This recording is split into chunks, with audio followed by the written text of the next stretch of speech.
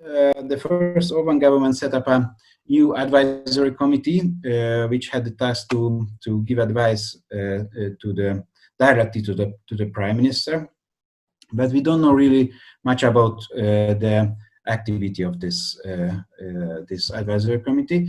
The second step was to set up an ad hoc parliamentary commission, which was more open for opinions and views, how the constitution, the new constitution, what kind of elements should be included into the new constitution.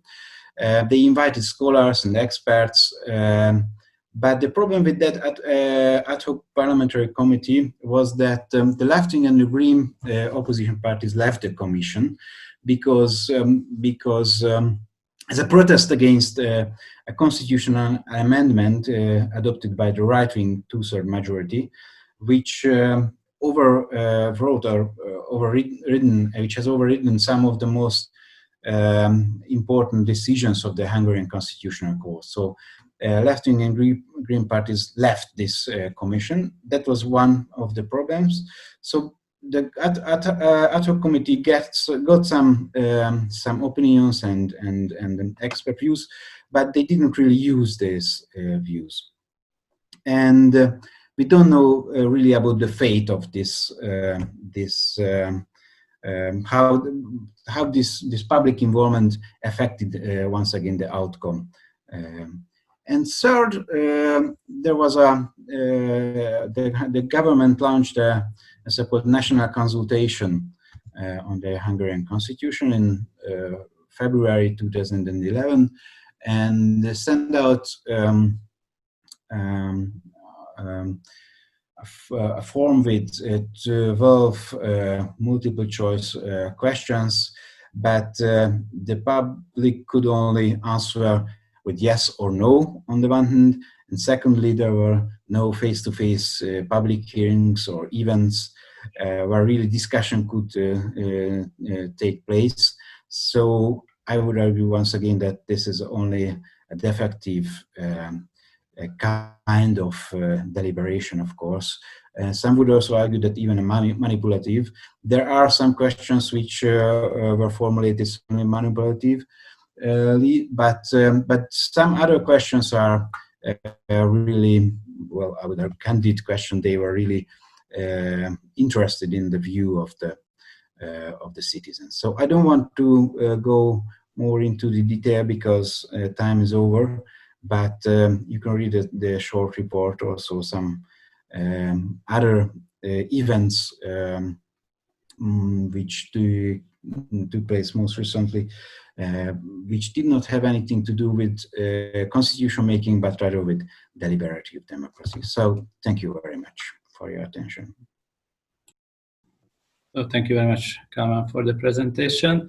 And now I would maybe give the floor to first Agnieszka to comment on the report and also on the presentation about Hungary.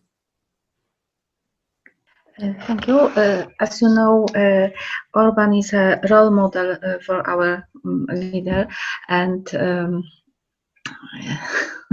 they also want to change something. I have some remarks. The first one, maybe not only to Hungary situation, but it is a general remark. What happened when participants refuse to participate?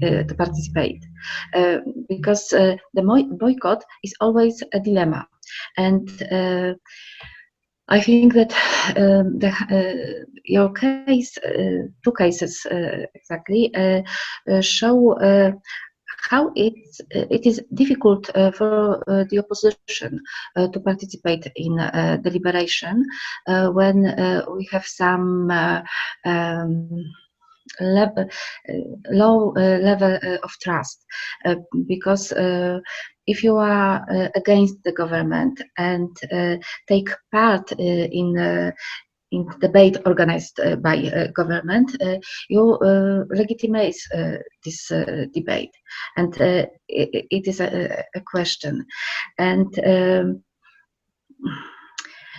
in Poland, we have the same situation when we have some fake deliberation, because, for example, the government organized the debate, invites all sides, all parties, but there is only one position supportive for government to be taken into account. And this is a very difficult situation. And my second remark is about importance of create the frame of deliberation, because this example of questionnaire and these questions and answers, who formulated the question, who formulates the answers, it's also crucial, because, for example, a set of values was imposed in one question. Yes, that in the Constitution should care about values like family, home, etc., etc. But for example, why didn't freedom or equality that doesn't appear there? So I have these two remarks. What we can do if there are not equality in participation. You can participate in formal way, but in fact, your opinion, your arguments doesn't mean anything. So this is the first question, and the second question is how important is power to create the frame of deliberation, create the question, etc., etc. Thank you. Thank you very much for these two questions. I wonder whether we can add the questions from Portugal to this. So, Maria, am I right that you are going to comment on the paper as well? Yes, thanks. Okay, so then let's have a joint answer for both discussions, if you agree. So then I would give you the floor, Maria. Thanks very much. I hope you are really fine and healthy. It was really interesting and important learning to read the report of Hungary. Concerning Hungary context, understanding with details from your analysis, but about the deliberative democracy and the constitution making, we may state that it is a study case that gives relevance of international projects as it is cost. Just because, as we know, these subjects are so important to develop studies and promote education, as well as in nowadays it will be more normal in all democratic states. But it is as it's our mission to head in promote it.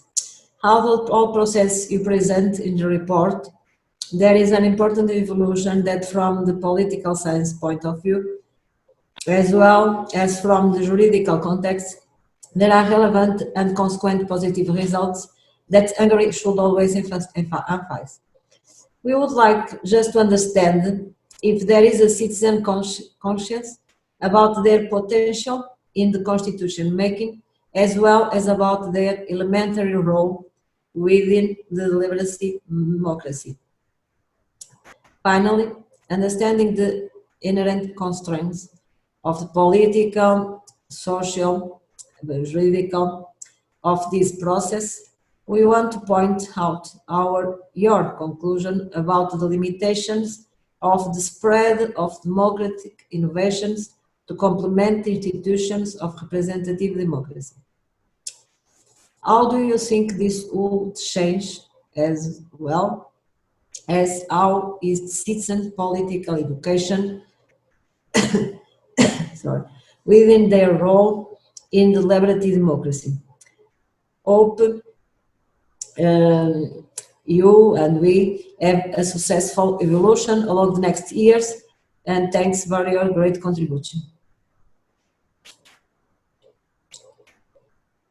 Thank you very much for your remarks on the report and also for the questions. So I guess with Kalman we have like 3 minutes to answer these questions. Well, if you don't mind, Kalman, I go first with one, and then you can add your thoughts as well, if it's fine with you. Okay, so Yes, talking about Agnieszka's first question about fake deliberation and if you legitimate with your participation, well, it's very interesting to have always this parallel between Poland and Hungary and this similar development. So yeah, it's definitely a big concern of many Hungarian citizens, and also opposition parties sometimes call citizens not to participate in this kind of fake deliberation, and then it makes the whole debate very, very much polarized about, this national consultation is losing some credibility because of this polarized situation.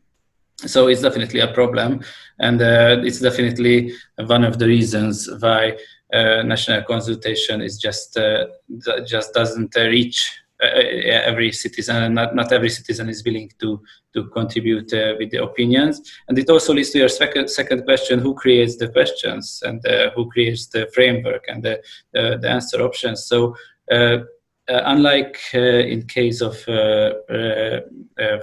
referendums where there is a national authority in charge of wording, helping actors to word the questions and also help to do the procedure, the national consultation simply doesn't have such a body who is in charge of helping citizens to initiate questions and also to be the guardian of the whole process. And that's a problem, because it's the office of the Prime Minister itself who sets the framework for this kind of consultation.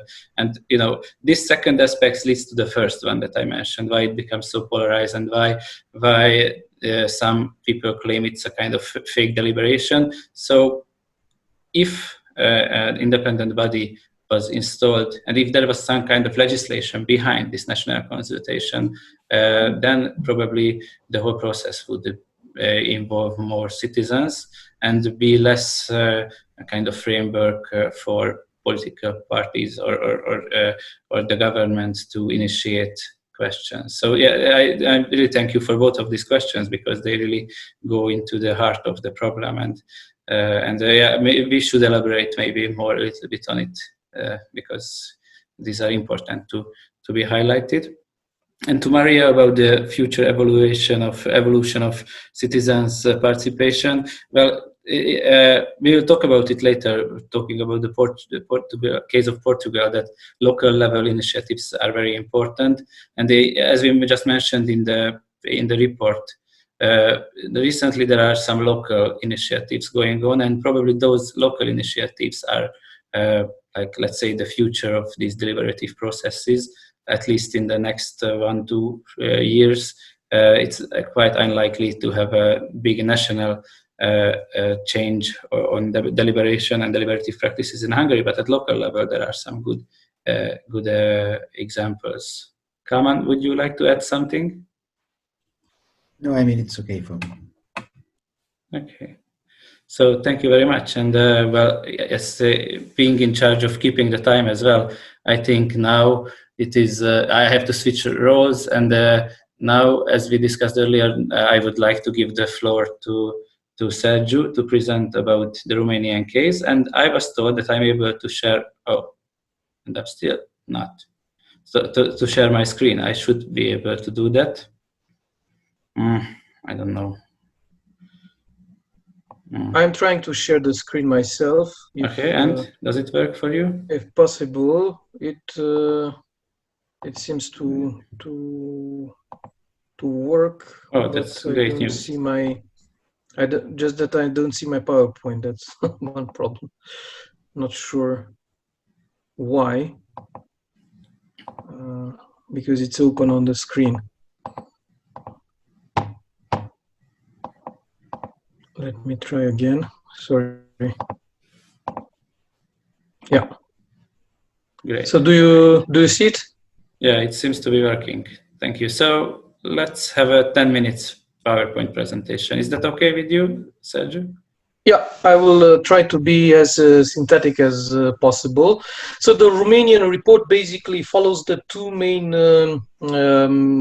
momentums where we had some deliberative democracy in relation with the constitutional reform. And we will follow first the 2013 Constitutional Deliberative Forum, and then the 2018 family referendum for the reform of the constitution, to see these two approaches in more detail. First, the 2013 constitutional forum momentum followed the decision of the citizens to enlarge their participation in the constitution making process, an opening towards the willingness of the civil society, and more particularly one very vocal and active organization back then, Pro Democrația, wanted to get involved into empowering citizens to be a part of the constitutional process. And there is a high degree of variety in the crowdsourcing used for the constitutional change back then in 2013. The main logic of the deliberations taking place back then was to produce some proposals for the change of the constitution that later on had to be submitted to the approval of a parliamentary committee. So very shortly, the scenario was that in 2013, the parliament that had the two-thirds majority of the Social Liberal Union, made of the Social Democrats and the Liberals, who governed back together against the President Băsescu's party back then, had for the first time a two-thirds majority needed to change the constitution, and so they were about to do it. And in order to empower, at least formally in the first place, the citizens, they appointed this constitutional forum as autonomous and consultative structure, meant to organize debates, deliberations in different strata of the society. And in order to still control the process, a parliamentary committee was to take one by one the propositions of the constitutional forum and to discuss them in order to decide what would be incorporated or not in the new draft for the reform of the constitution. This association was chosen because it was very active and very vocal. Now there was a genuine process, maybe the only genuine process of democratic deliberation in Romania, with more than 100 consultations and more than 200 discussions all over the country, with several thousands of propositions that were discussed and in the civic on the civic platforms and in debates, and the result was a series of propositions of constitutional reform that were very much ahead from what was back then the constitution, but also very much ahead of what was the mood of the MPs. The MPs proved to be much more conservative. They, during the discussion, denied some elements such as the anti-discrimination, the notion of discrimination that was enlarged in the proposition of the forum and was reduced drastically by the MP committee. Then all the other propositions concerning the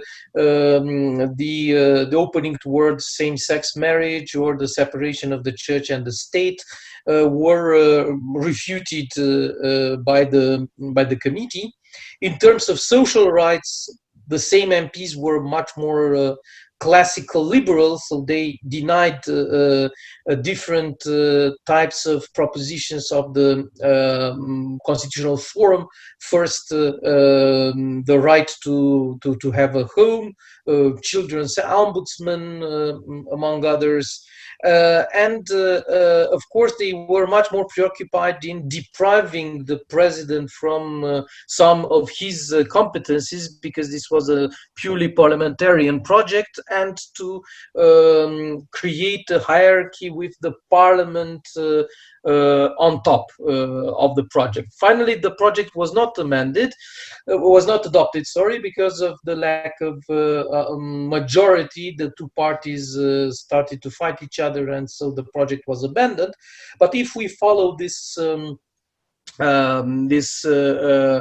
set of criteria to see if there was input, throughput, and output legitimacy for the constitutional reform project, we can see that in terms of quality of the process, and at least partially in terms of inclusiveness, this momentum was positive, and it checks all these criteria. Well, in terms of effectiveness, of course, as solutions were not adopted by the MP committee, and all in all, the constitutional project reform failed. There was a no in terms of effectiveness of the effectiveness criteria. 5 years after we had the referendum for family taking place in October 2018, the purpose of the referendum was to secure the constitutional consecration of family being formed through the marriage of a man and a woman, and to replace the existing formula, which was spouses, in the former constitution. All this in spite of the fact that repeatedly before the Constitutional Court argued that even in the understanding of the existing constitution, the term spouses could only concern one man and one woman, and so gay marriage or other forms of marriage were not to be allowed. But in spite of that, we had this this referendum finally invalidated, and I will just explain rapidly why. Well, the constitutional process was to a high extent bottom-up process, with the Coalition for the Family, a very strong alliance of churches, associations, NGOs, very conservative NGOs, being very vocal and very capable to gather more than 3 million signatures, which was the most signed petition in the history of Romania. And we have to take into account that at least at the first glance we had in the early stages of this constitutional reform, a high degree of participation, and even some sort of participatory debates within these groups, limited of course to these neoconservative groups or very conservative groups, but still with a very wide participation in terms of numbers of people who joined the discussions, and this contrasted a lot with the low participation to whatever political parties or other organizations tried to set up. Initially, this was exclusively related to the religious and conservative circles, and after the proposition was formulated, then they tried to popularize it, including by including the political class, by including other strata of society. The role of the parties was quite limited in that they tried to join the wave and to surf on the wave of this initiative, and this was valid for all the parties except for one progressive party of about 10% in the parliament, USR. And for this, they created very favorable conditions for the public referendum to change the constitution, not only voting it at almost unanimity, but still trying to help them pass the referendum. So they they changed the law organizing the referendum in 2 days instead of 1, and they lowered the threshold for the participation to for the validation, sorry, for the referendum to 30% of the total voters, in such a way that they had all the conditions granted to pass the referendum. The problem for the parties was that as there was such a high degree of unanimity among them, none of them could use this as being an object to criticize the other party. All of them joined, so this did not create really a cleavage, except for the USR.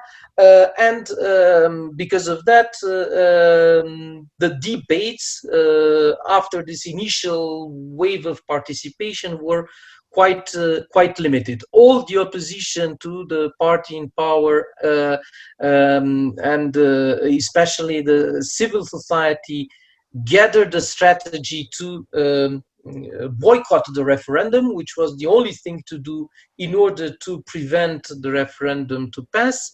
And the debates were very much related to what happened within the milieus of the conservative realm. So the impact on deliberative quality was the following. We had limited number of individuals participating in a very particular set of scenarios, to discussions, using even some elements of vocabulary that were back to the 19th century, not really circulating anymore in modern Romanian language, because they were all very related to church and to everything that is related to religious matters. So the debate was not really public, and public arguments did not happen. Very few debates, participatory debates, were organized at the local level, but generally both groups were trying to organize everything only in their own group of supporters. And so finally, if we use the same grid of analysis to see what happened, it's rather a no everywhere in terms of criteria input, throughput, and output. And the fact that the referendum failed was less related to what was proposed in the referendum, but rather to the fact that the major party in power, who had a really strong problem of corruption back then, with the leader being convicted and with a trial, several trials going on, backed very much the organization of the referendum, and was very active in backing the Orthodox Church, especially to promote the referendum. And the population, citizens, tried to punish the party in power, the government, by not participating to the masquerade it organized. So there was a deflection on from the topic of the referendum to the attitude towards the party in power, which of course was from a progressive point of view a benefit, as the referendum did not pass, but from the deliberative and even from the debate point of view, it was a catastrophe, as the subject was not really properly discussed on the agenda. Sorry if I was maybe too long. Thank you very much for the presentation. You almost fitted to this time frame, so thank you. And it was a very rich presentation, so it's no wonder that you needed time for that. So now I give myself the word as a discussant, and maybe I will also try to give video. If I'm still, if I'm visible and you can hear me, let me know. Is it okay?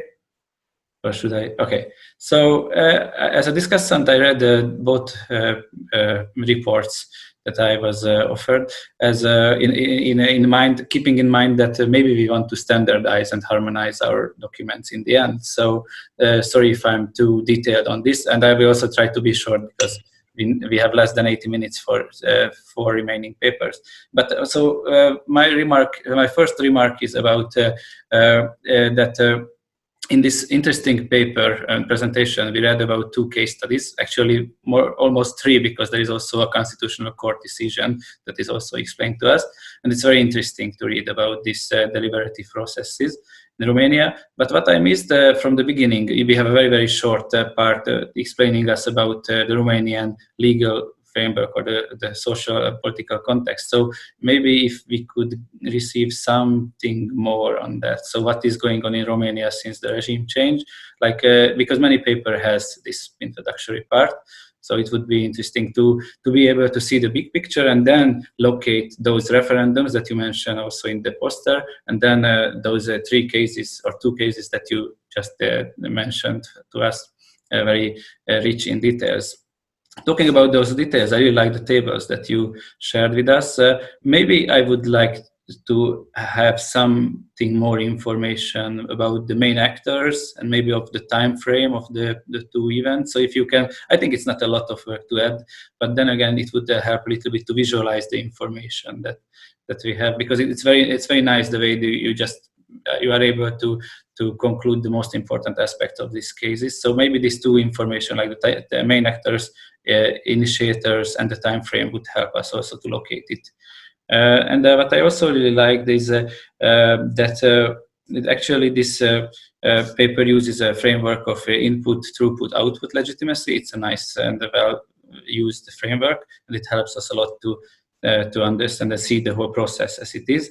But I would have appreciated if there were some comparative remarks. So, for example, we all know that legislators like to cherry pick ideas from this kind of deliberation. So maybe you could have mentioned like the Irish case or some other countries where legislators use this deliberative forum to cherry pick ideas from citizens. But in the end of the day, of course, it's the legislator who decides which ideas they take and which they leave. So again, this kind of small remarks talking about the comparative aspect of your cases would help the paper to be more coherent. Again, just a formal thing, and I put it now as a kind of question to you, because many papers talk about current challenges and future perspectives. So how do you see, what are the main challenges for initiators today in Romania, and what can we hope for in the future? So this is my first question, if you can add something on that. And the second is related to the case study that you presented. I really like the information about the transparency of this process of the constitutional reform attempt. And you mentioned that there was an online platform. But we know that online platforms can be very different. So was it like an online platform where citizens could follow the debate? So it was like a real-time opportunity to follow those debates, or just a website where they could post their ideas or thoughts? I think regarding transparency, it's interesting to know, because, for example, the Scottish Citizen Assembly is something that you can follow online, and you can also join the discussion in a sense that you can feel like you are part of the discussion. Was it the case in this constitutional reform attempt in 2013, or was it just like a website? And that's from me. And I wonder if you want to reply now, or if we ask Rafael to comment. Maybe it's easier if we give the floor to Rafael now, and then you can answer the questions. Yeah, I will be extremely brief, because it was Devenberg that was supposed to be here at my but he had to teach. So I'm sorry that I could not really read the paper in detail. Let me just say that I also like the way the paper is organized, and I think that having an analytical table at the end with the input, throughput, and output legitimacy is very useful. My question is, or my comment is just, in the first process, the 2013 constitutional revision, I think it's the one that is most connected to our common research topic, because they try to include different citizens, civil society, and local meetings. But here again, it is the question: how can this process be considered to be legitimate in a certain way if you got different processes that have got different type of legitimacy, and there is a strong auto-selection process? So on the one hand, there's the phenomenon of cherry picking. So the legislator is choosing what he wants, is interested in it as reform, and then we saw that at the end they didn't select much of the proposal that came out. But on the other hand, is what is the legitimacy of this auto-selected group to have an influence on proposal that then will have an impact on the entire population? So here again, it's common also in the process for Luxembourg. We have the same problem of having just an online website where everybody could, in a spontaneous way, make proposal, and then the commission responsible for the revision is taking or not into consideration this proposal. And here there is clearly a problem of legitimacy, of having some groups that are well organized and well connected, that are able to do proposal, and other groups that maybe are not even aware of the existence of this process. So it's not fair in a certain way, the process, because you need to be already very interested and involved in politics to participate. So I wonder if this question has been raised, and how it has been perceived in the population as well. Thank you for these questions. And now I invite Sergio and Camille to comment on this shortly, if you can provide some answers to these questions. As I presented the paper, I would like rather, I would invite Camille to comment more, and if you wish, I can do the 2013 question, and then you'll do the 2018 question as we divide. So for the 2013 question, it is very clear that sortition was not used, people were not chosen randomly, there was a clear mandate given by a majority to an NGO that was in the progressive realm, in the progressist realm back then, and it is still now, to organize with enlightened people, more or less, debates about the constitution. So the idea from the very beginning was not that things will be fully representative for all the strata of the Romanian society, but still it was as good as it could be, as it was the first time that there was such consultation. And of course, criticism, even the critiques of this process, were rather impressed by the fact that in a couple of months, because all in all the process lasted for 3 months, this organization was able to organize so many meetings, including the rural areas, for instance, that were never asked to say whatever about the constitutional framework, and to invite so many citizens to propose, which can be on one hand a trap, of course, but on the other hand can also be regarded as a first possible step towards more deliberation. Unfortunately, other steps were never followed. Things did not go on the same path, and we saw that in 2018 things went on a very different and even opposed path in terms of quality of deliberation. And the answer about the platform is simply the following: the platform was as much as possible broadcasting the discussions, but there was no possibility to intervene live, except for the part that was on Facebook, and back then the tradition of using Facebook was not as developed as it is now. So the interaction, online interaction, was quite low. But still, on the platform, there were more than 5,000 propositions received all in all only there. So of course, this is for a public that is interested in politics. There is a key of social and education-based selection that biases the entire process. But still, even under these circumstances, the number of and the variety of propositions were so high, then it was more than logical that it could represent almost everything you can get from the different parts of society. Camille? Thanks.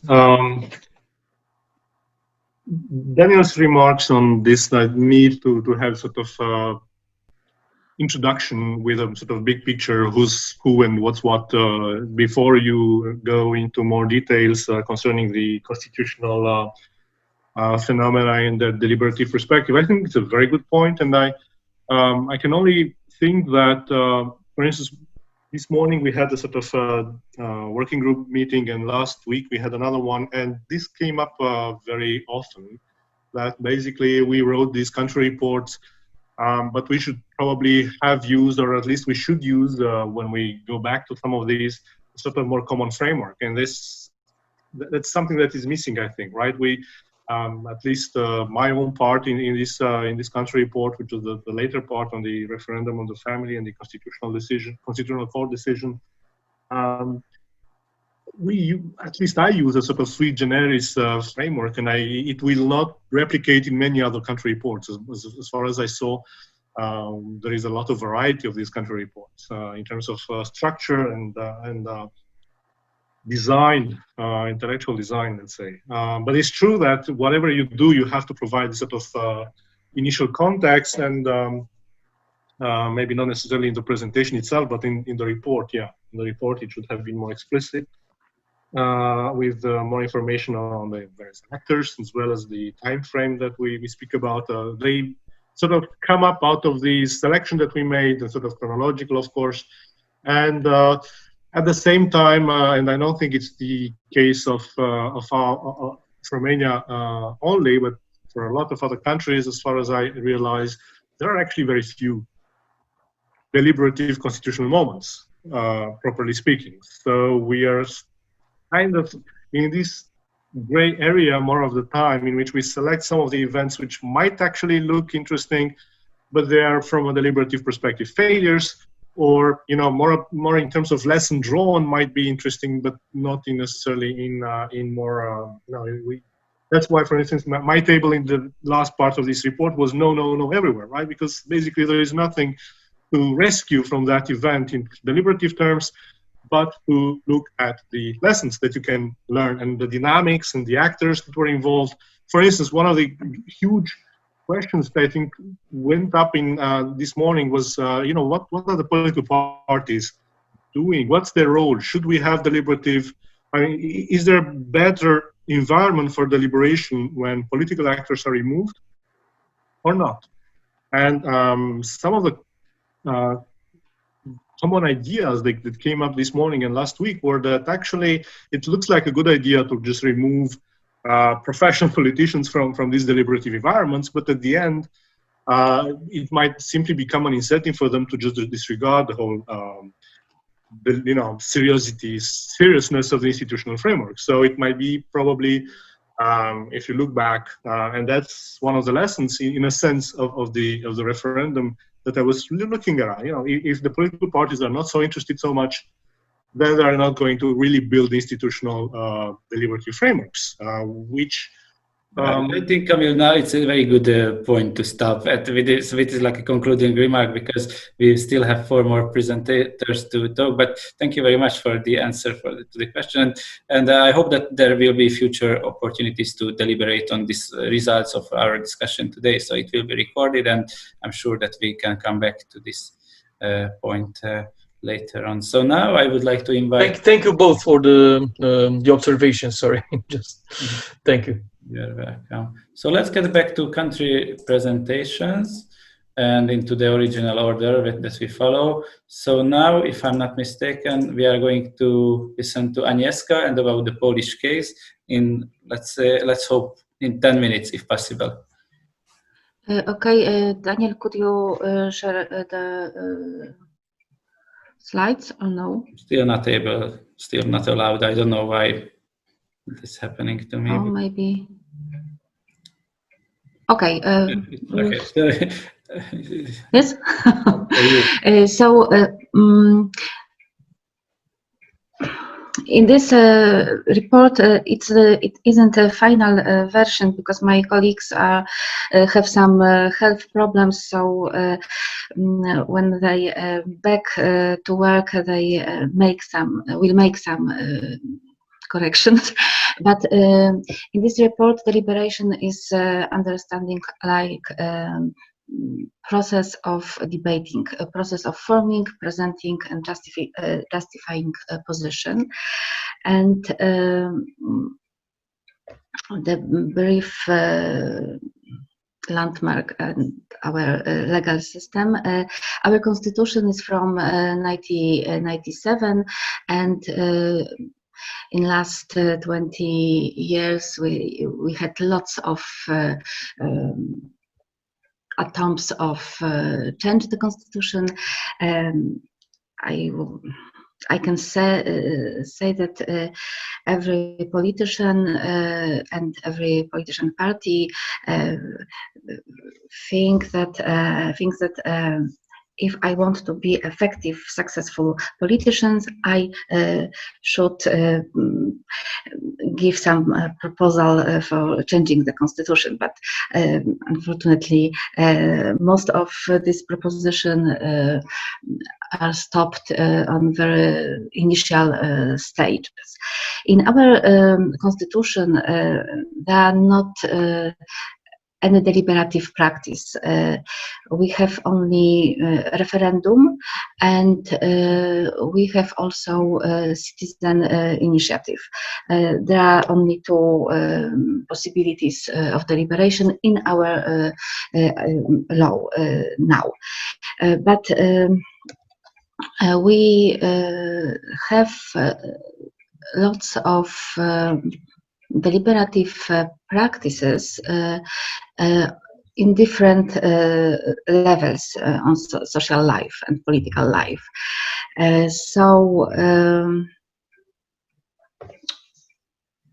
most important things happened during the last 5 years, because on the one hand, we have the government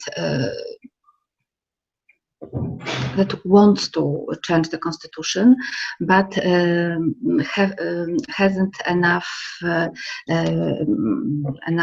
votes, and we can observe unbelievable contempt and disregard the constitution during the last years. We have big changes in our legal system, and on the other hand, we have great change, really great change in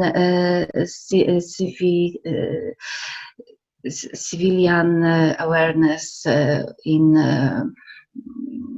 activities, citizens' activities, etc. And I think that it is the most important that we really change our thinking about the constitution.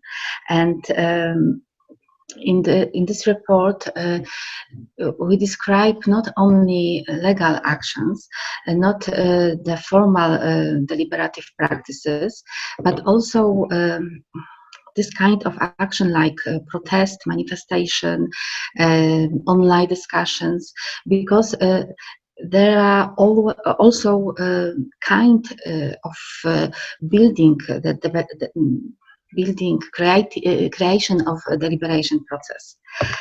And as you can see, this photo are from different protests, different manifestations in defense of democracy, in defense of our courts, constitutional courts, and highest courts.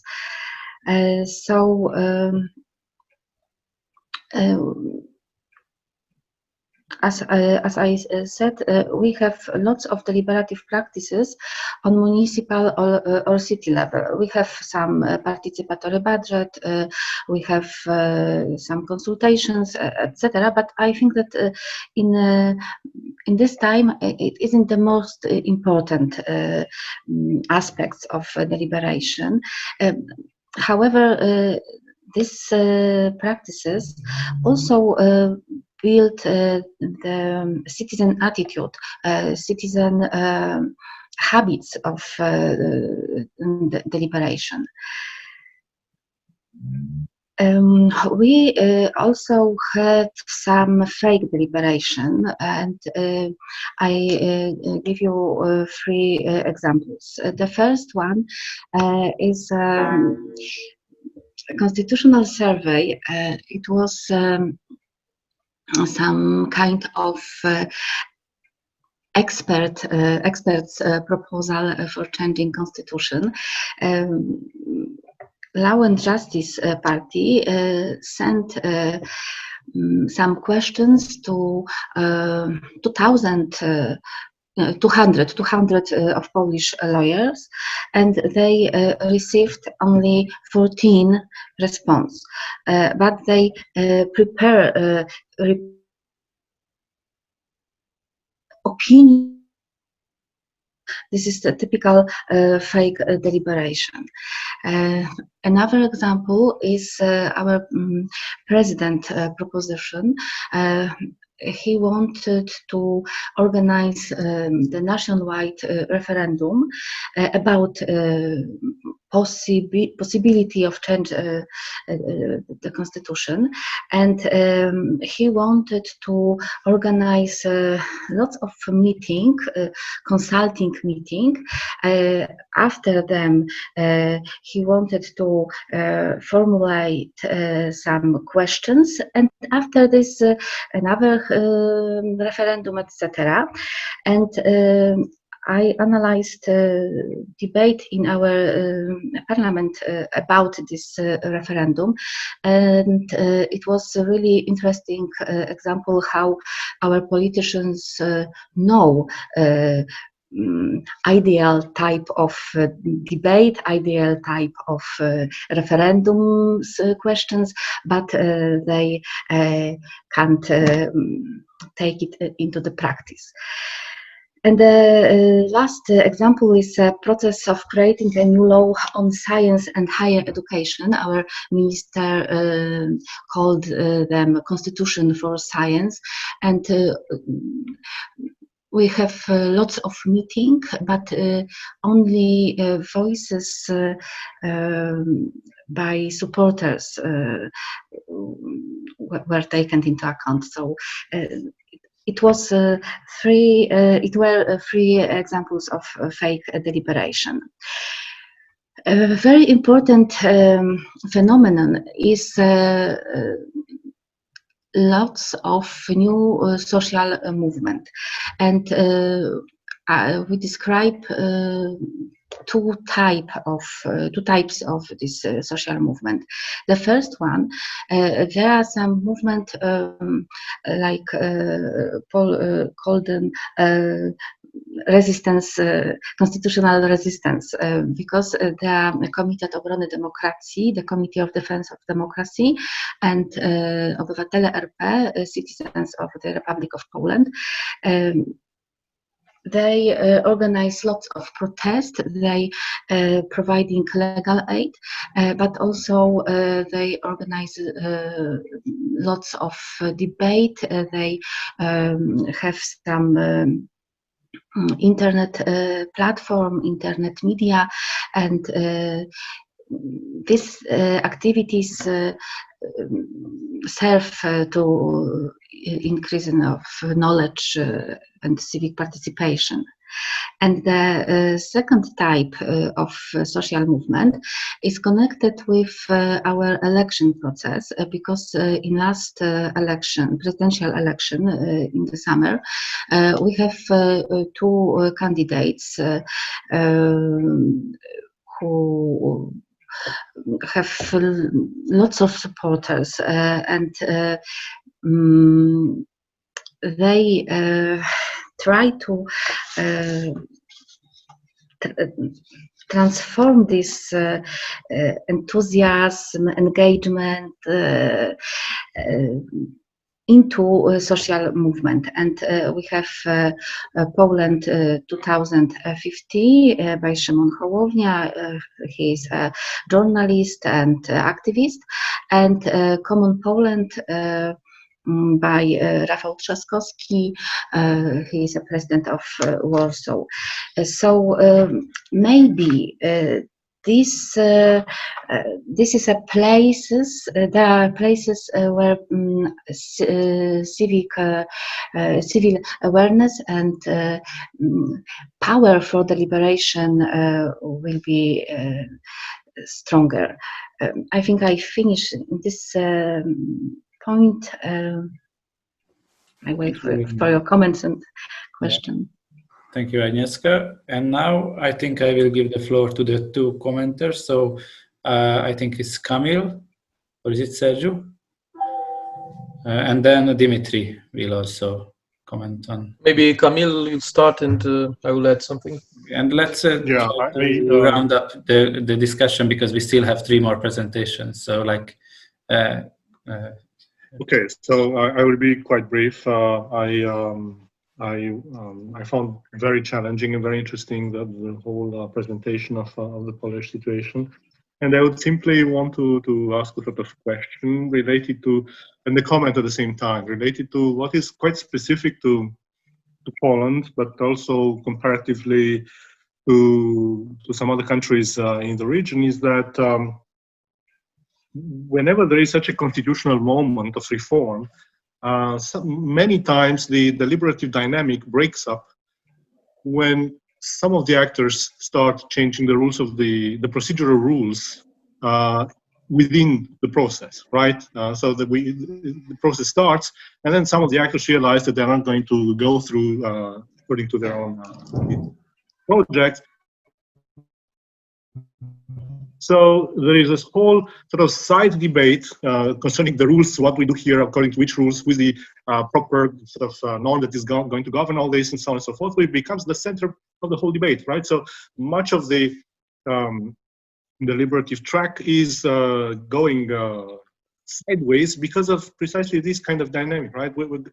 The actors are going to change the party in power, usually is going to change the rules, change the way in which things might be going on, as well as try to alter the opposing actors or the opposing institutions, for instance, right? So what happened with the Constitutional Court in Poland and similar examples elsewhere are of this kind, right? Instead of looking at given institutions and given rules within which the whole deliberative process takes place, these very rules and actors will become part of the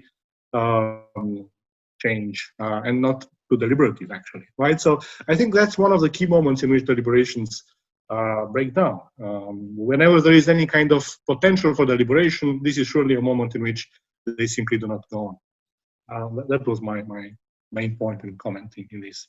Thank you. Thank you very much, Kamil. And now I give the word to Dimitri to comment on it.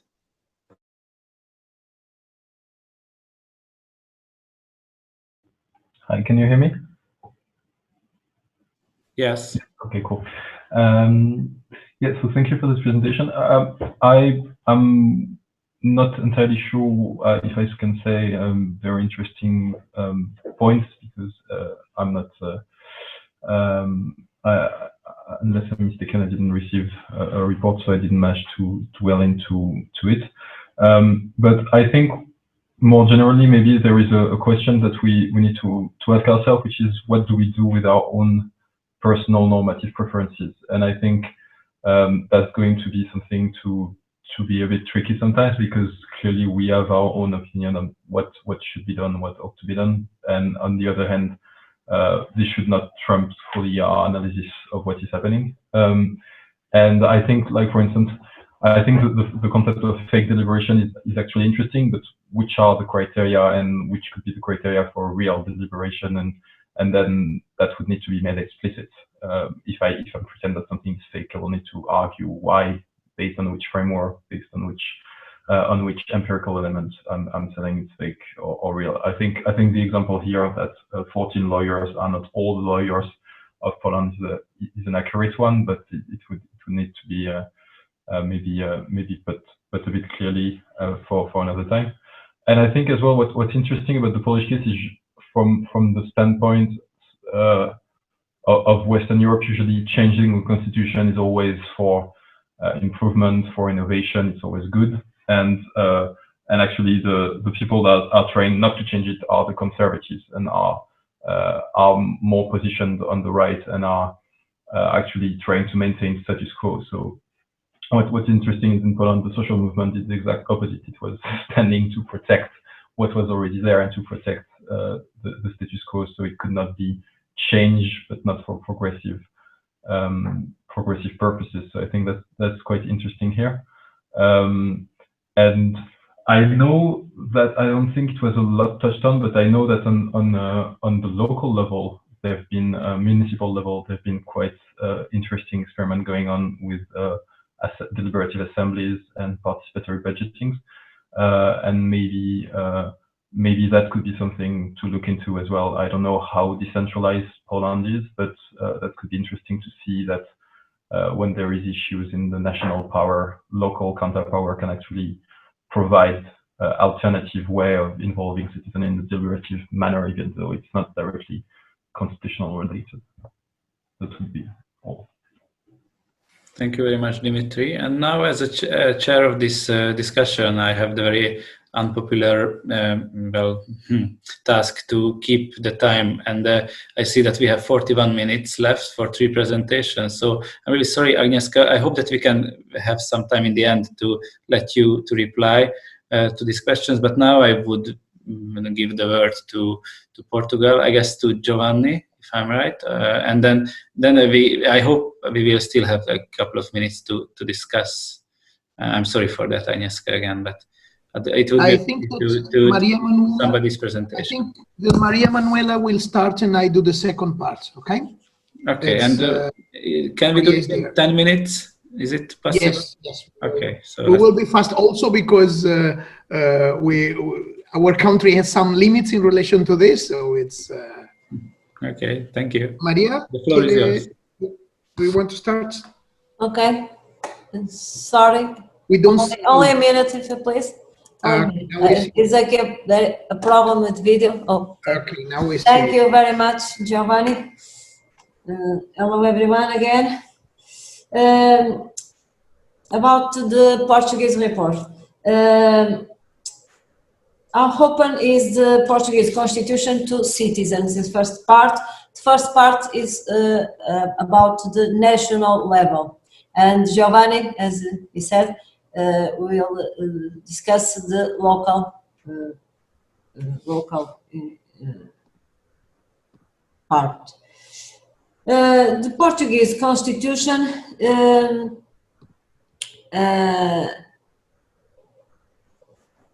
is an open constitution, can we say, but with several limits.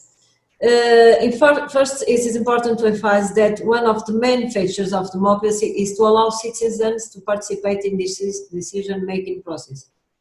How can Portuguese constitution or the Portuguese citizens get involved according to the constitutional established? The Portuguese constitution, dated then 1976, was revised 7 times. The last time at 2005, and established a process since it is a rigid constitution with several limits to its revision. The mechanisms, through these mechanisms, the citizens can participate.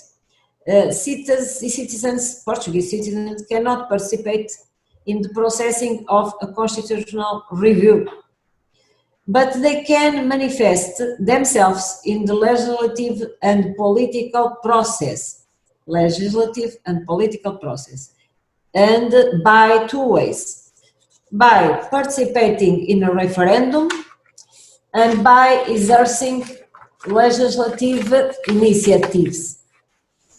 The referendum in Portugal may take place at national, local, and or regional levels, but it is very rarely used, and with a little adherence, which also happens for national historical reasons. As for the national level, the legal framework of a referendum was created in 1989 by the fourth constitutional revision, and matters it can deal with some limitations. The juridical regime is provided in the Constitution, in the Article 115, and in the legislation, ordinary law, dated 2017. The referendum may result from an initiative addressed to the Portuguese Assembly or Portuguese Parliament by Portuguese citizens, and in a number not low to 60,000 citizens registered in the national territory. To date, three national referenda have taken place, and none of them had more than 50%. In fact, the exercise of legislative initiatives by citizens is also included in the Constitution.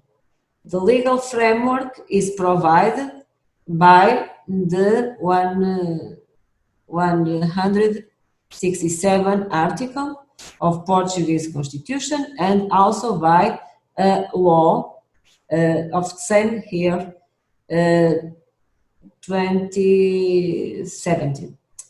It may occur that the national level, as well as the European Union level, which was important to process. It is not the only political right recognized in democracy, but it is a very promising aspect.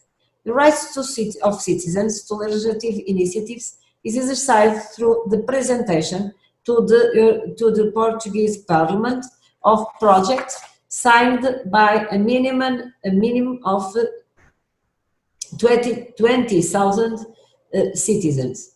The popular initiative has to be presented in writing, paper, or electronic ways, and must be addressed to the Portuguese Parliament, which already provides an electronic platform that allows the submission of the popular initiative and the collection of the necessary elements. Without success in its practical application in Portugal, also there have been subscriptions with legislative results. It is, however, an instrument of future with great democratic significance to be taken into account.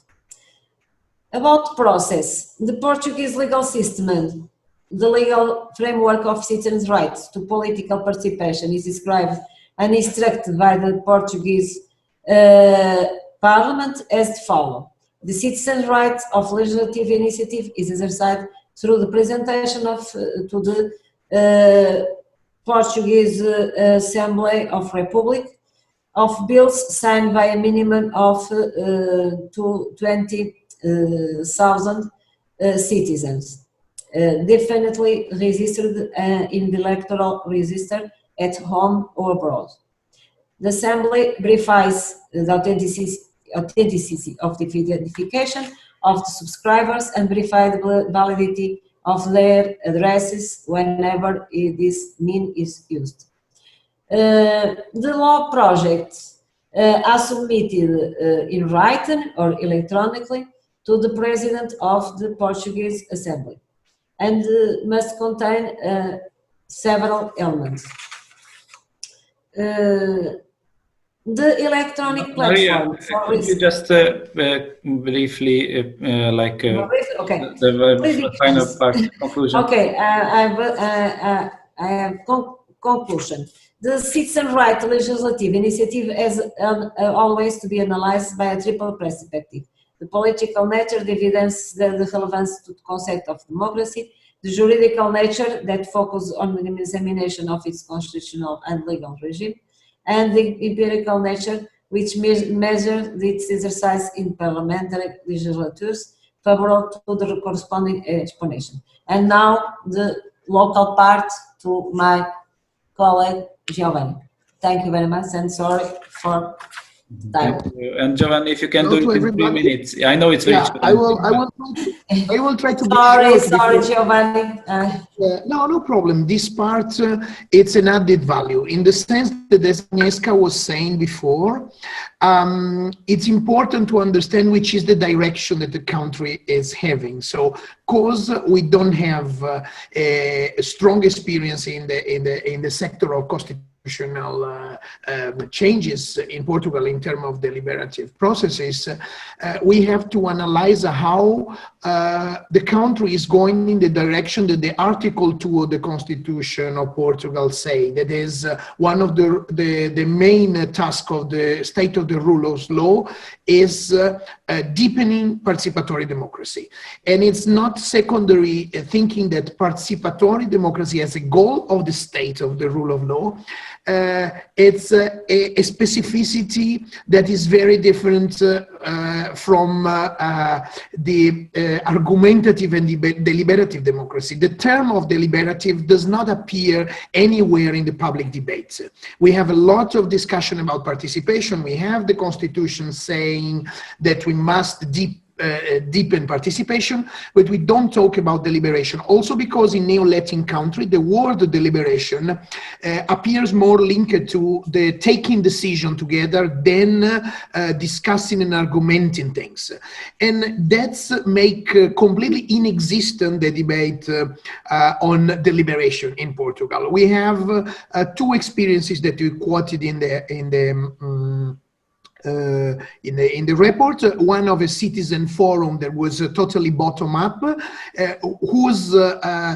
that tried a random selection deliberative experience together with the University Nova, and the result were sent to the President of the Republic. And we have another project called Portugal Participa, founded by Gulbenkian Foundation, in which the partner, there were several municipalities and some centers of study, sent a proposal for developing Article 2, so transforming Article 2 of the Constitution into tools to the Parliament and discuss it then with politicians. But beyond that, we don't have a real debate on deliberation.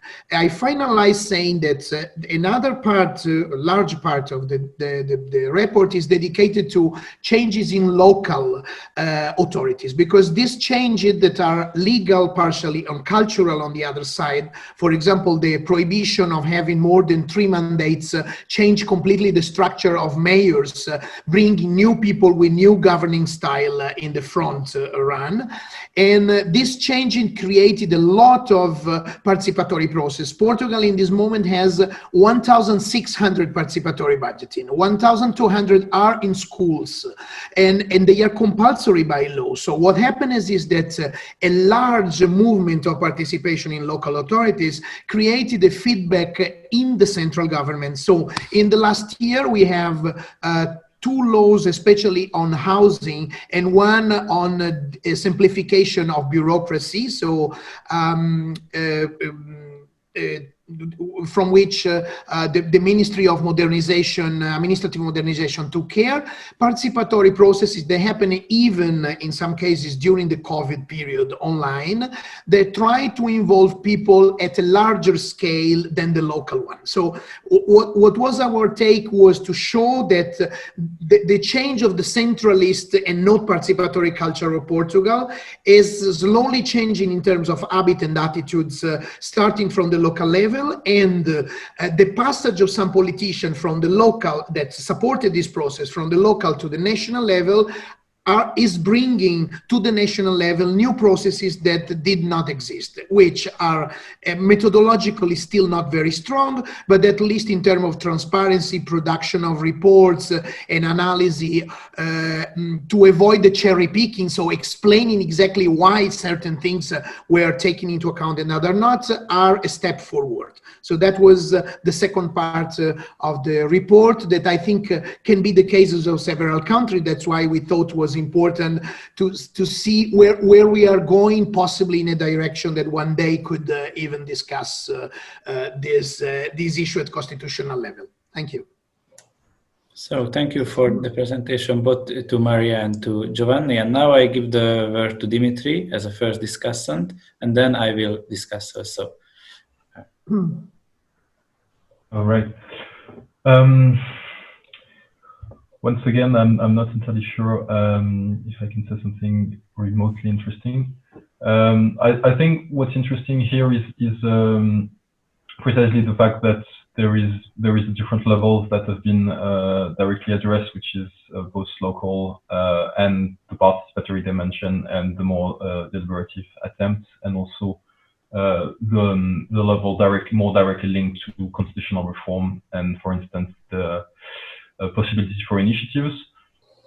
What would be, for me, maybe missing is the position that actual political parties or NGOs or coalitions take of those tools, because the fact that they are there and not apparently managing to be properly utilized leaves room for questions here. I would say living in Switzerland, for instance, we can see clearly that if the tools, for instance, of initiative are to be mobilized, it's because there is powerful coalition of actors, most of the time connected to powerful unions or parties that are going to take matter in their own hands and do something with them.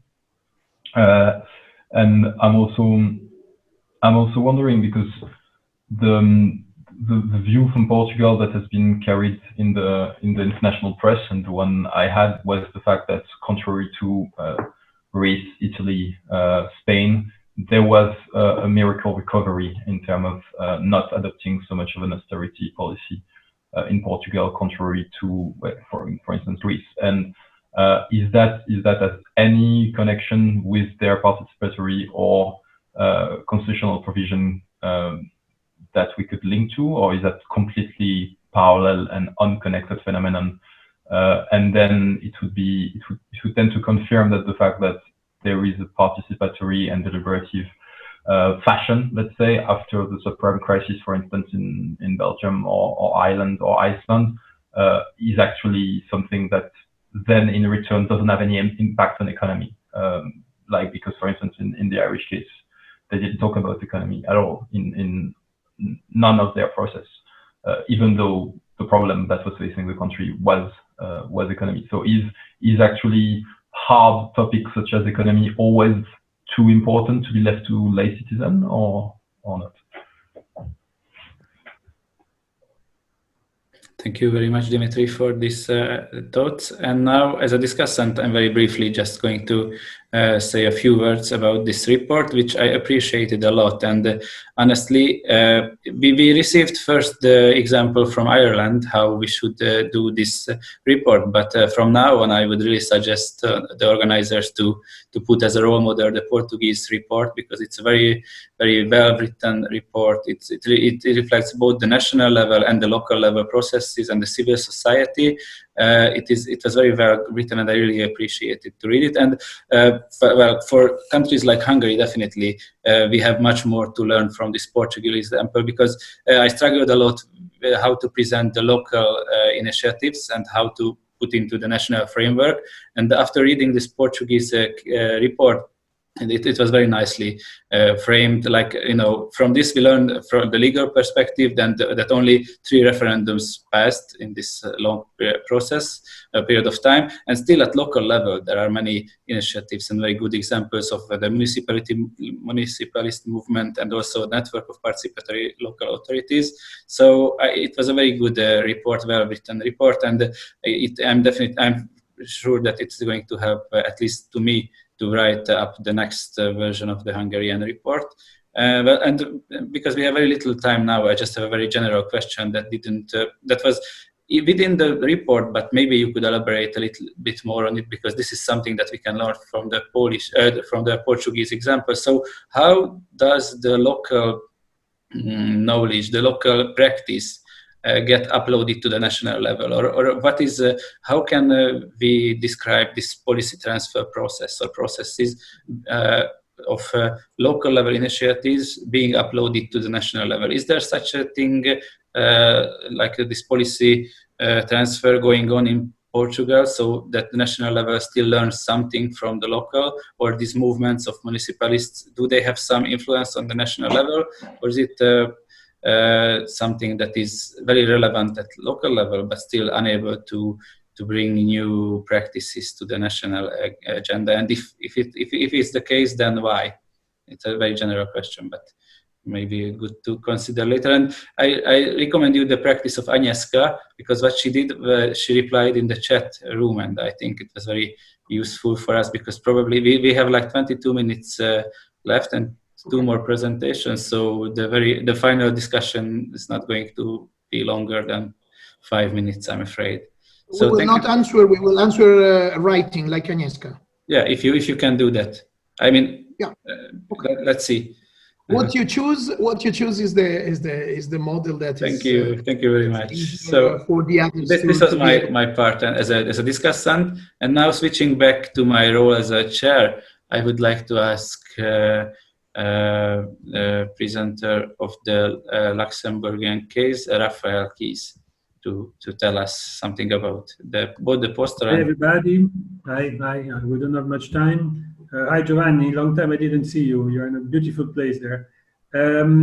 How can I share my screen? Because here it's written that ask disabled participant to share the screen. The same is with me. I don't know why some of us is able to do that and some of us is not. It's a mystery to me. Try to do it. Maybe I can do some construction as I have 2 screens. Do you see the screen here? More or less, yes. Now we can see it. Yeah. My God, we really have to do incredible things to communicate nowadays. So in this screen, I sort of present the main step of the reform of the constitution in Luxembourg, which started in well, we have in Luxembourg one of the oldest constitution that is still in force. It's a constitution from 1860s, and there was still there was some little reform, but not entire reform of the constitution. So in 2000, around at the beginning of the year 2000, there was a discussion about having a completely new constitution, and in 2009 there has been a new coalition that were planning to. There was a new law that was planning to reform entirely the constitution. There have been several discussions around this new constitution until we reached the coalition agreement of 2013, where there's been a new coalition in power. And during this coalition agreement, it has been said that we are going to reform entirely the constitution, and that we will organize 2 referendums around the constitution. Well, what I should say as an introductory point is just to say that Luxembourg case is a very, according to me, an interesting case. But the problem is that it sort of failed. Why? For two main reasons. It's because it did not have a clear vision about how to reform the constitution in a deliberative way. And then, as for other cases like Iceland, there have been political reasons that blocked completely the reform. So to continue, in 2014, a law has been voted organizing consultative referendum. And there were 4 moments where citizens were involved in the process in one way or the other. In this new law, it has been written that there would be 4 referendum, but that citizens should be included in the process, that forum should be organized. So it was a very general way of defining how to include citizens. But there was a willingness, well, not to do a campaign, a typical top-down campaign, but to make a more bottom-up campaign from politics. That's where university and personally intervened, saying, okay, let's try some participative procedure to involve citizens in the process in a deliberative way. And in May 2014, it was the first experimental deliberative process where we invited citizens, around 30 to 40 citizens, representative of the population, to deliberate on the 3 questions of the referendum. The process went well. You could see that citizens were quite well informed and that they really appreciated the process. So what I said to the politician, look, this is an interesting process that could be included in the campaign. And the idea was more or less to transpose the Oregon model. So to say, let's invite the citizens to deliberate on the issue of the referendum, and then they would receive at home information deriving from this citizens' deliberation. But they didn't listen to the university. So they did a political campaign as always. And in June 2015, it was a total negative vote for the referendum. There were on the 3 questions of the referendum, around between 70 and 80% of were against the proposal, the proposal of the referendum. Let me just mention which were the referendum. It was a very sensitive issue.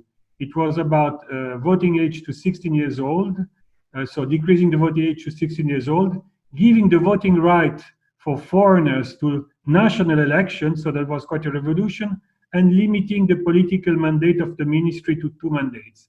But it was a total failure.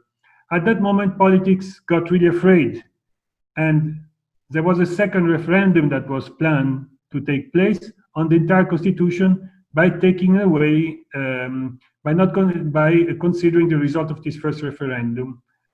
But as you can imagine, this second referendum has been postponed, which was planned for the same year because of politics that was afraid of realizing a second referendum. Then, in parallel, the representative also organized an online consultation system that was called Erfrischley, which in Luxembourgish, which in French means your proposal. And here it was like a website, auto-selection website on the parliament where everybody could make some suggestion. And we had around 200 suggestions, but obviously there is a problem of legitimacy. Who are these people? What do they represent? Why auto-selected people can influence a constitution reform? But they continue and even organize public audition based on this proposal that came from the citizens in the parliament. And there was a public audition with around 30 citizens that could present it. And even some are about to be taken into consideration. While there was still, even if the second referendum was postponed, there was still a discussion about maybe there will be a second referendum. What type of campaign are we going to do? Shall we organize a typical top-down campaign or try to involve the citizens? So there was still a discussion about involving the citizens afterwards. And that's why the parliament asked again the university to organize a large consultation on all the constitution, so on the different articles of the constitution. That's what we did during 2 weeks, and that was quite positive because we could see that citizens get better informed, better involved, and they even changed their mind more in the direction in favor of the constitution. So that was also politically very interesting. And then there were the election in May 18. The problem is that it's the same coalition that got re-elected. And in order to have the constitution to be accepted, you need 2/3 majority of the parliament. And the main party was in opposition. That means that it would not give the 2/3 majority. That's why, even if there was an agreement in the new coalition to make another referendum, it was politically blocked. So now we're in the situation. Can you hear me? Yes, and no, wait, I was a bit afraid. Sorry, that at a certain point I think I was talking on my own. So now we're in the situation where we're in front of politics that is blocking the reform, and it's dead. And what they decided is that we will not do a second referendum, but what we will do is to have a typical small reform of the constitution. So that's why I said Luxembourg, very interesting experiment. We experienced really different processes, also in a very scientific way with mini publics, representative sample, and we did some study. But there was not a clear planification from the beginning, and there was the sort of partisan reality because of re-election and not having the good majority that blocked the process. Well, we learned from the failure. It's a bit like the Icelandic cases. It was interesting, but it shows that if you want a participative deliberative to work, you really have to planify it from the beginning and seriously. Otherwise, it's sure that it's going to fail. So no amateurism. We cannot work as amateur on this issue. And my fear is that politics still treats participatory deliberative democracy in a very amateurial way, which has terrible consequences, political consequences, and also for the credibility of deliberative democracy in general. Was I too long? Thank you very much, Raphael. Yes, it was clear. And now we have like 12 minutes, and I'm afraid that this software is just going to kick us all out. So can I ask you, Giovanni, to reflect on it very quickly, and then I think maybe Camille could also just say 2-3 words, and then we move to Dimitri's presentation, because then we're going to miss it. I liked the report. I think it was linear and very easy to understand, and I appreciate that it photographs the ecosystem. So beyond what happened in the constitution, what happened around in order to make the debate grow and be prepared to be better, and as Raphael was saying now, more professional for the future. I think this is something that we can learn from. I just miss, but that's something that also in my report maybe I miss a little bit, an initial frame to understand elements more simple, like size of the country and of the parliament, something to understand about what size of issues we are talking. And then very big, right? Very, very big. Luxembourg is very big. Yes, yeah, it's enormous. Now, let's some small thing about if what's happening at the local level instead could help this process in going in the same direction that Raphael was saying, so a professional also dimension, or if it's completely random separately and is not producing anything that can have a feedback in the growth of the constitutional debate. That's mainly. Thank you. Was very, very useful. Thank you very much. And I don't know if Sergio or Camille, you want to just quickly intervene? Some remarks?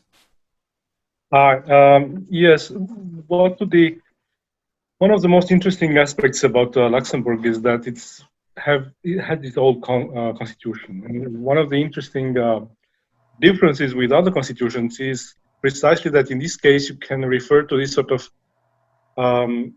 the anciency of the constitution. Does it operate as a separate argument in the public debates on constitutional reform?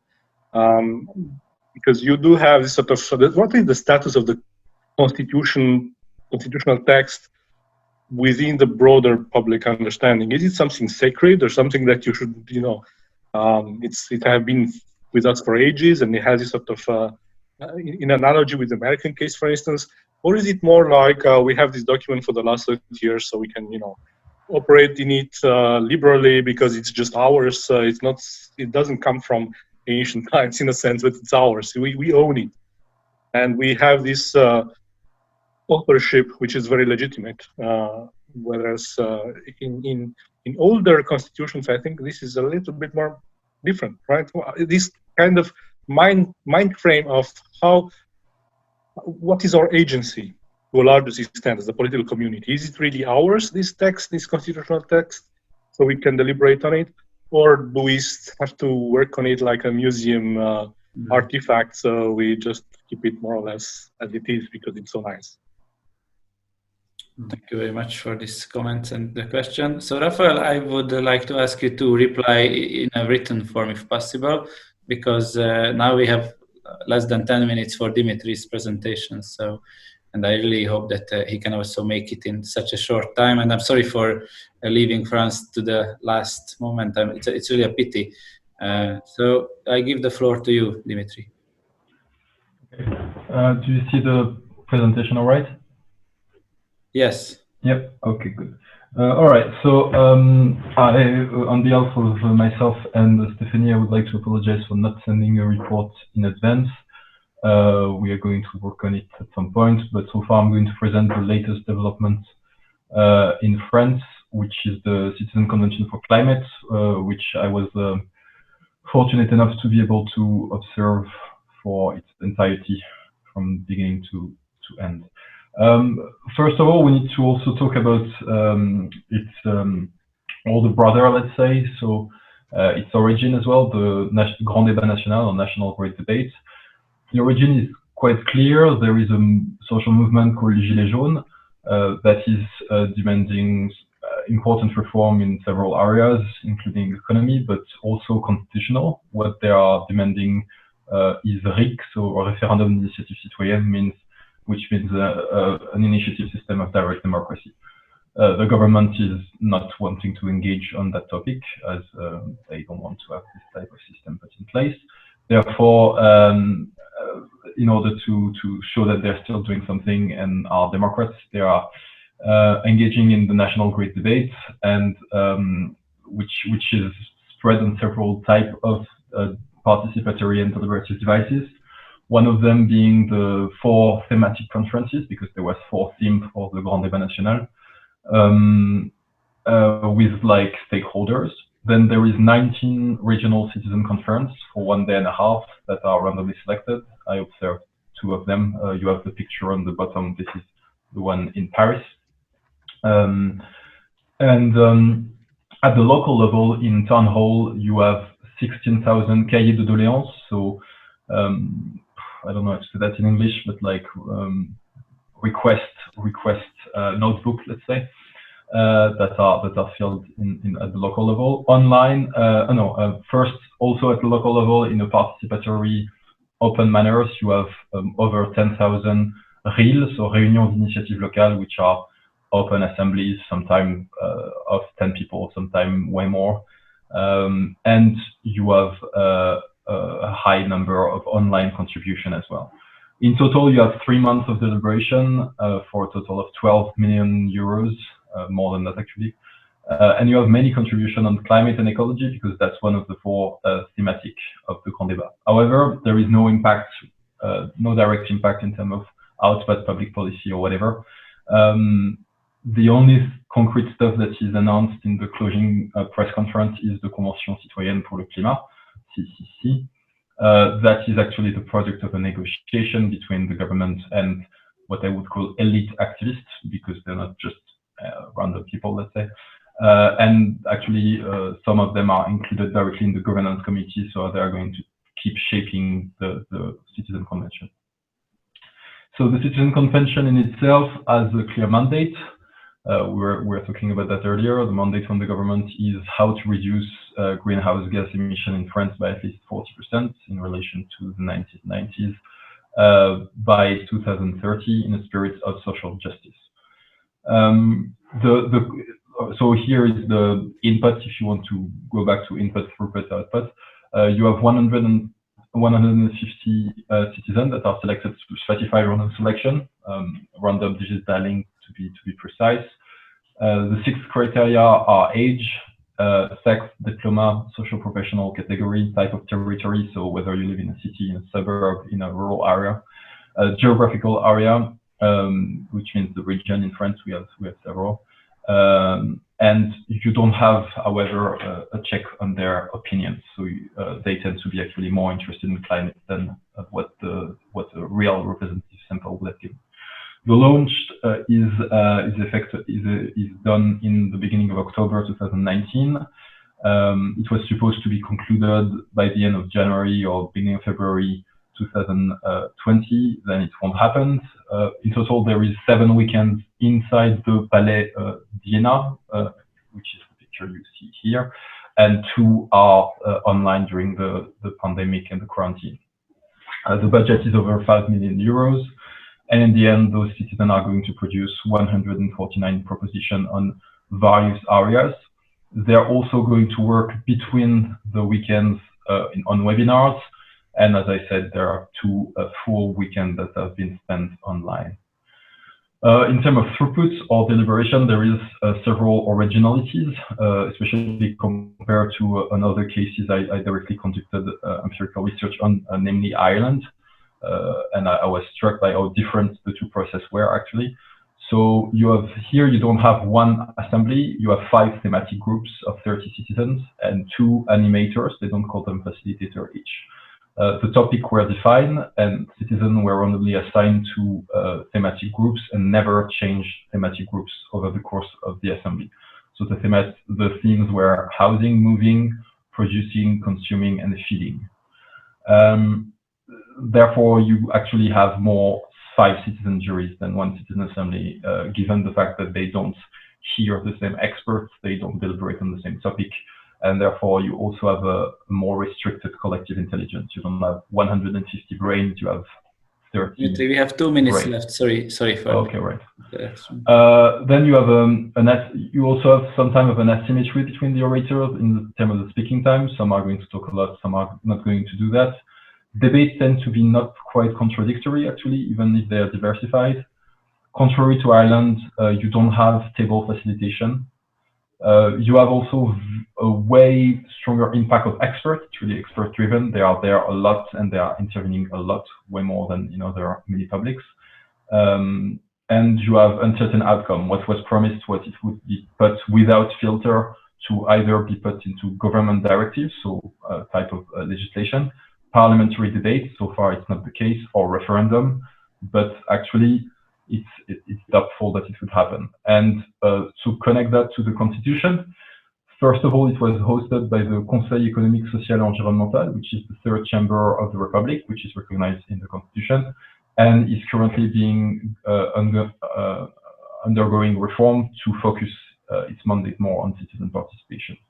Out of the recommendations, several were on constitutional reform, but not that much actually.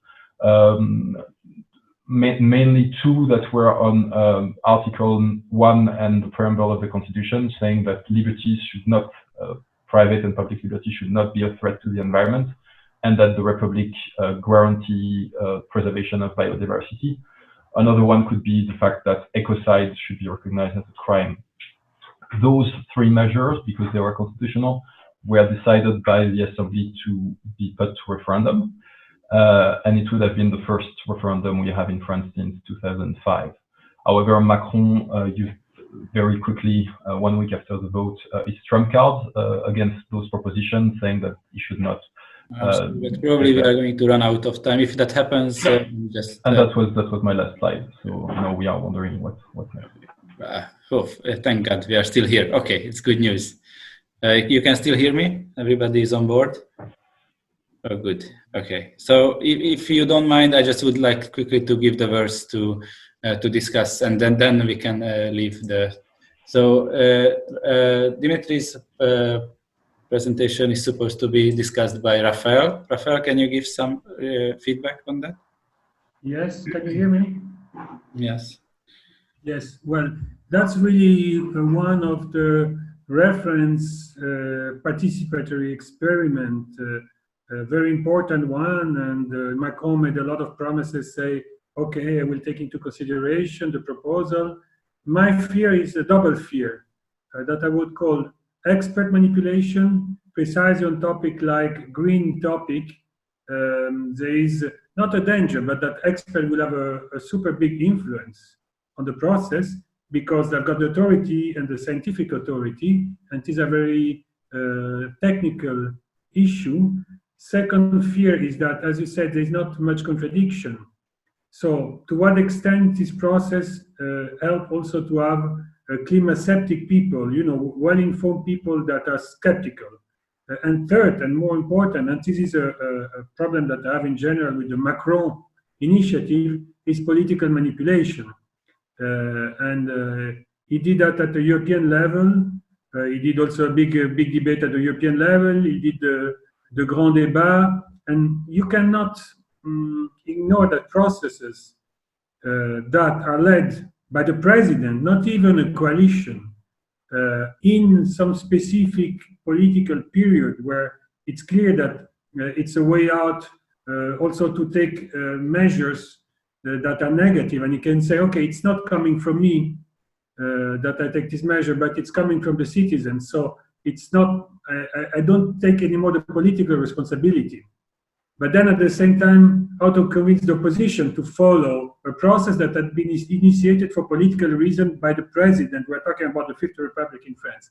So these are all my fear. Again, it's around the process, the problem of how you integrate a process, participative process in the decision-making system, how to introduce it so that it doesn't have a too strong partisan flavor, taste. And that's the big, and Macron has got a big problem there, because the opposition will never follow him because it's his initiative and he's taking credit of a citizens' initiative. So there is a big danger of political manipulation of the process, even if I think that the process is interesting. Yeah? Thank you very much, Rafael, for your thoughts and comments. And Agnieszka, would you like to add something? I have only two short questions. The first one, I miss a broader context. What is the place of deliberation in political life? What is the social and political attitude to deliberation? Are these events something extraordinary, or it is kind of political routine? And the next question is, do certain topics, like ecology, for example, trigger a need of the for deliberation? Or we can deliberate about everything. Thank you. So, Dimitri, since we will not be able to read your comment in a written form, could you just quickly answer the most important questions? Yeah. Okay, so in the order, I fully agree with Rafael. And actually, if you're interested, I wrote a paper in French so far. I will try to translate it in English later or next month. But comparing France and Ireland, and actually highlighting the dimension that you said. So yeah, of course, in the expert manipulation is actually a risk, and I think in the case of the Convention, it was not handled properly. So in some cases, it clearly was. I mean, problem is how do you define manipulation? But in some cases, the expert was just telling the citizen what to write, and they were doing so. And that also connects to your second point, which is because there was not enough contradiction, there was not an opposing force to that expert saying, no, I'm an expert as well, and I disagree with you. And that was not enough present. Climate skepticism was directly cast out, just because the mandate was not whether we should do something, but how we do something. So that was restricted from the get-go, but then they didn't try to open this question up. And as for political manipulation, once again I agree. There was there was a temptation for Macron to try to get the carbon tax back through this device, which without triggering the Gilets jaunes this time. What is interesting is that actually now it's the opposing political parties that are using the convention to see Macron is not a true ecology, he's not committed, he doesn't even respect his own gadget. And we want to take the recommendation and put them in our program. So it's interesting to see that it's a never-ending political battle there. For the context, no, it's quite extraordinary what's happening. We never had a national mini public of this size ever in France, so it's quite new. And the Grand Débat was as well something quite out of common. But on the other hand, there is plenty of participatory processes in France for decades now, mostly at the local level, but we also had a consensus conference on GMOs in the late 1980s and so on. So, but it's the scale, the size of the event that is quite new. As for ecology, I mean, right now it's all the rage to have citizen assembly on ecology. The problem is that because it's an open question and not a closed question, like for instance abortion, it makes the debate so much more difficult to actually organize in a fair way.